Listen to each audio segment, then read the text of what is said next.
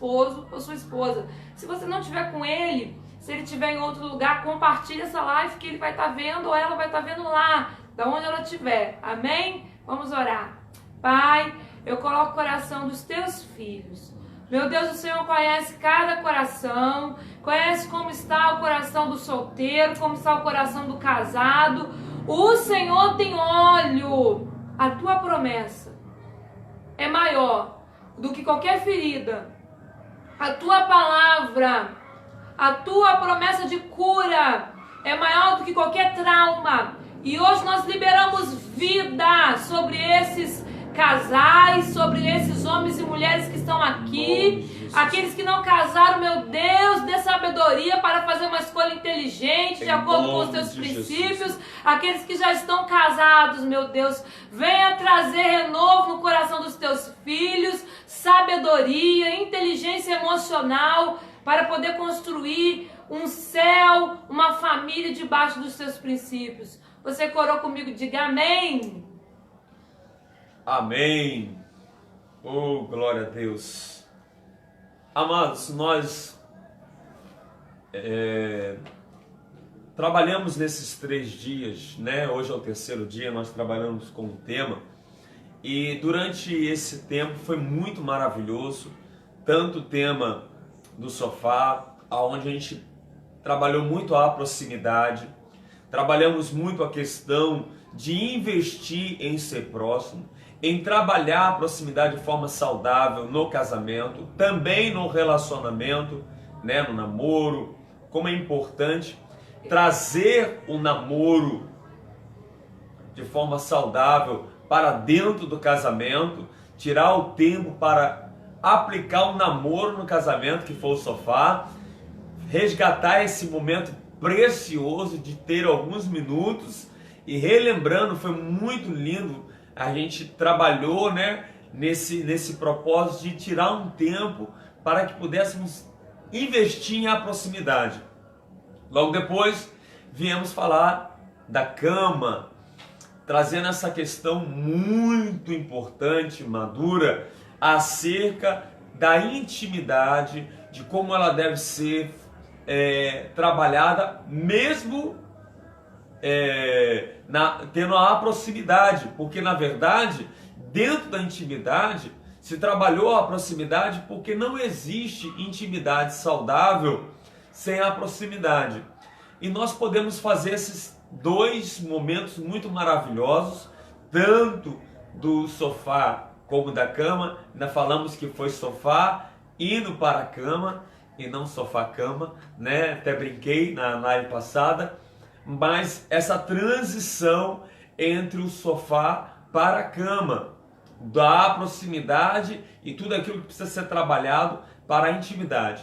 Hoje nós vamos trabalhar exatamente sobre o altar. E o que significa trabalhar sobre o altar, pastor? É exatamente trabalhar a vida espiritual do casal. Trabalhar nesse crescimento em unidade que tanto foi feito na proximidade, com as questões emocionais, como na intimidade, no leito de um casal, na unidade sexual do casal. E agora, na questão da fé, como é que ele vai trabalhar juntos, unidos, crescendo juntos na unidade da fé. E aí temos algumas perguntas muito interessantes e nós vamos trabalhar aqui algumas coisas muito importantes. E até uma pergunta que a gente até, né, pastor, a gente viu como forte logo de início, mas que eu acho fundamental para a gente trabalhar já de início nessa pergunta, porque ela vai nortear talvez um dos grandes desafios na questão da fé de um casal. Então, você que está aí me ouvindo que é solteiro, quando você vai construir algo, você vai querer, escolher o melhor material, né? Ninguém quer construir uma casa com material barato e depois ter muitos problemas. Você que está pensando em se casar, talvez você já está namorando para o casamento, quero dizer para você, escolha fazer uma aliança, sim, mas escolha fazer debaixo dos princípios, porque nesse mundo que a gente vive, não tem material para construir uma casa saudável.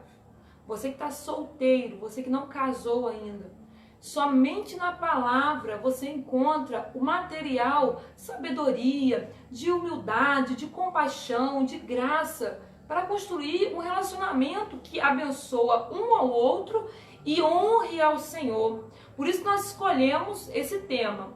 Uma conquista, 3 lugares: sofá, cama e altar. E hoje nós queremos falar do altar, nós queremos falar da fé. E a pergunta que o pastor falou que a gente já vai abrir é uma pergunta que é chave dentro de muitos relacionamentos. Diz assim a pergunta: uma pessoa, tem uma dúvida assim: eu tenho o chamado para fazer a obra de Deus. Olha a dúvida. Mas o meu cônjuge, a minha esposa, o meu esposo, enfim, não concorda. O que devo fazer? Escolher o ministério, a chamada ou o casamento? Vou fazer a pergunta de novo. A pessoa tem essa dúvida. Eu tenho o chamado para fazer a obra de Deus, mas o meu cônjuge não concorda. O que devo fazer? Escolher entre o ministério ou o casamento? Que pergunta, né? Se você é casado e você tem essa pergunta, se você está num relacionamento e talvez você já está se vendo numa situação caminhando para essa situação, a primeira resposta que eu quero trazer para vocês está em Deuteronômio 24. Deuteronômio 24. Me ajuda aí, pastor. Acho que achei já. 24. Deuteronômio 24.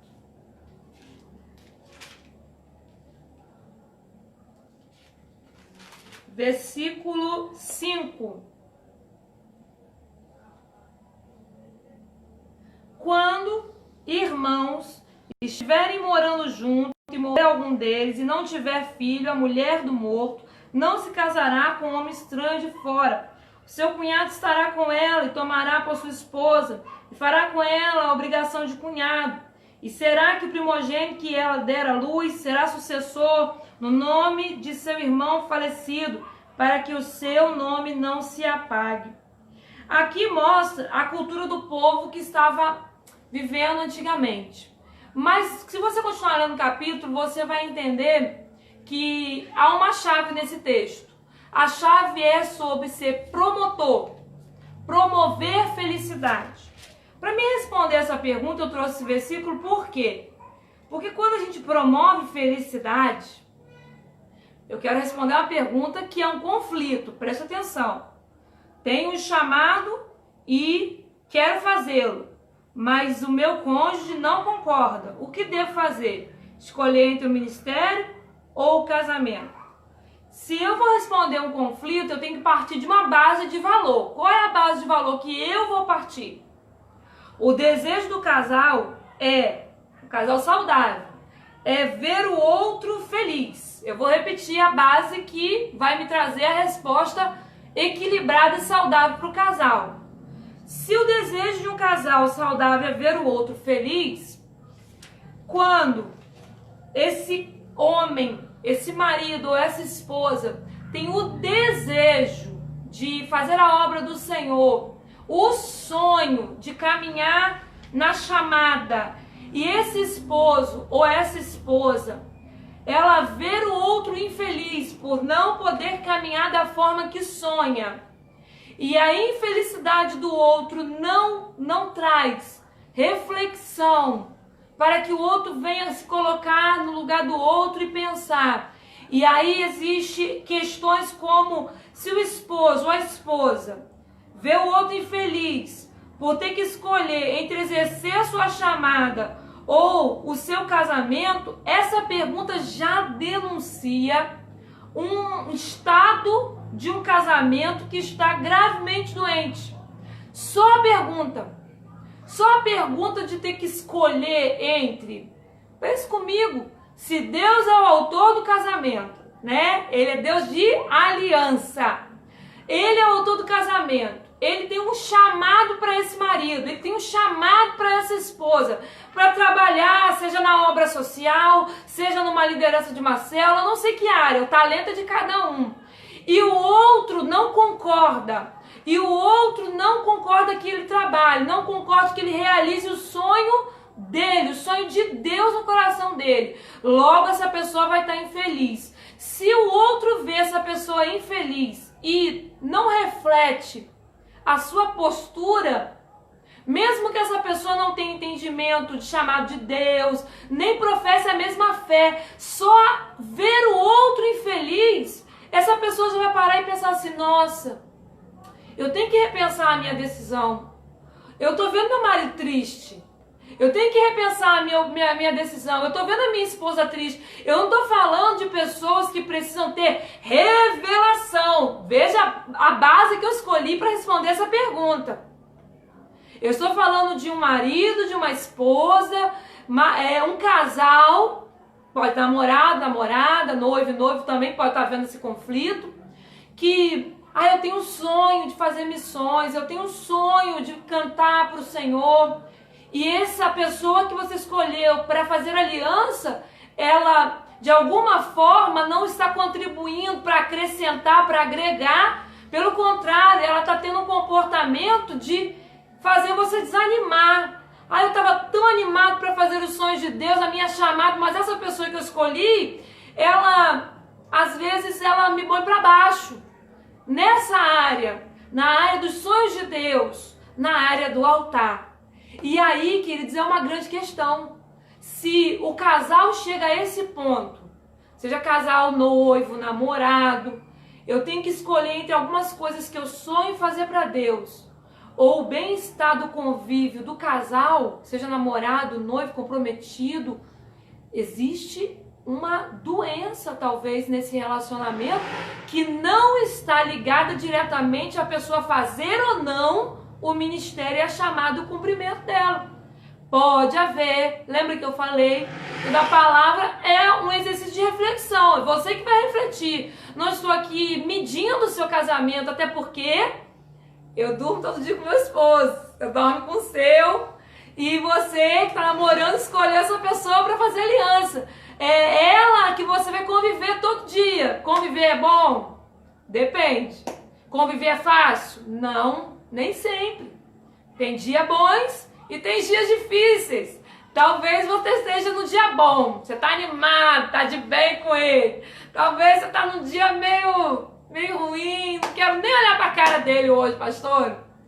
Eu não sei que dia que você está, mas é muito importante a gente fazer reflexão dos valores. Os valores que eu busquei para responder uma pergunta muito séria e que já gerou conflito em muitos relacionamentos, igreja e relacionamento. Nossa, quantos conflitos já aconteceu por causa da igreja? Não. Por causa do casamento? Não. Igreja e casamento são projetos de Deus. Por causa dos valores. Como eu vou fazer a minha chamada? Tudo vai contribuir. Como eu faço minha chamada e qual é o estado da saúde desse relacionamento. Eu separei alguns sintomas aqui. Deixa eu acelerar, senão não vai dar tempo. Ai, Jesus, deixa eu ver que hora aqui. Ah, meu pai, vamos lá. Sintomas de um relacionamento que precisa de cuidados urgentes.